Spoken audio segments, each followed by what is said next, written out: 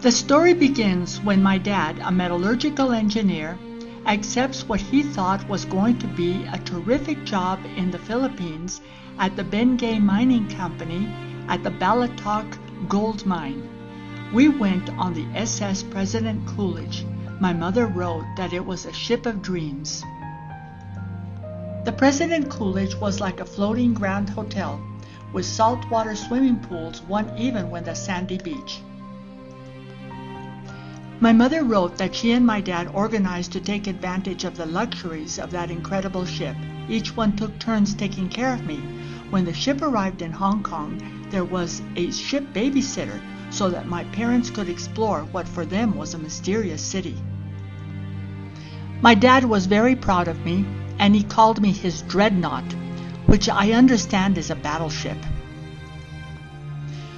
Two unsettling things happened during the trip. One, a friend of my mother's, when they stopped in Honolulu, received word from her husband to return back to the United States to cut her trip short. She had planned to go on to Hong Kong, and she was told by her husband that it was no longer safe. The other thing that happened was a terrible typhoon hit the ship, and people had to remain in their cabins, and as you can see, my father here on the floor having his tea, having fun during a typhoon. My father was always an adventurous type.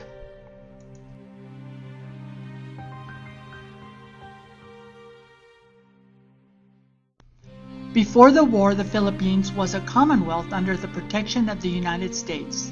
Life there was very wonderful.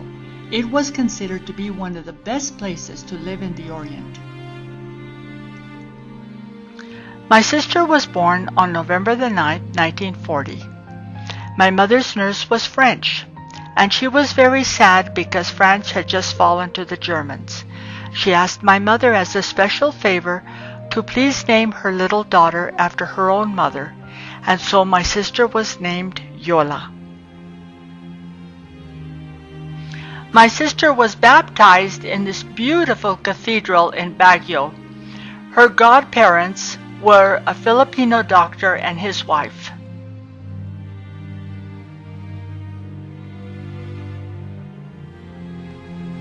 American and Filipino soldiers were caught by surprise by the Japanese, and things were going very badly. They were outnumbered. General MacArthur was ordered to leave the Philippines, but before he left he said, "I will return," and that remained my parents' hope. When the Japanese invaded the Philippines, my sister was scarcely a year old, and all foreigners were told to go to Manila, for there would be safety in larger numbers. I was 2 years old. My mother and Yola and I went to Manila, and my father stayed behind to work with another engineer to get the gold bricks safely out of the country, and then he joined us in Manila.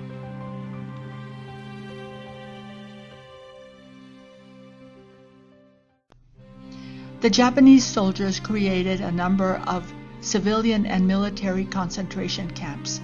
One of them was at the University of Santo Tomas, which was turned into a civilian concentration camp, and that's where my father went.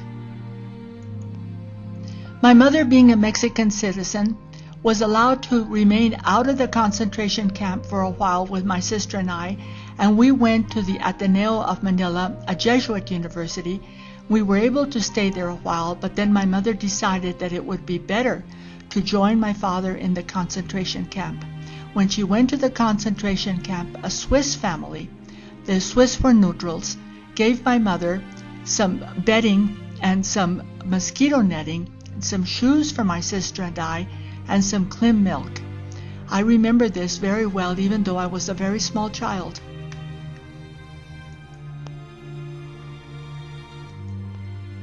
In the beginning, life was not terrible. The Japanese allowed the internees to form their own government, and a committee represented the internees with the Japanese commandant. There was a hospital and excellent doctors and nurses because they also were internees. There were a number of schools, and there was even a school for me.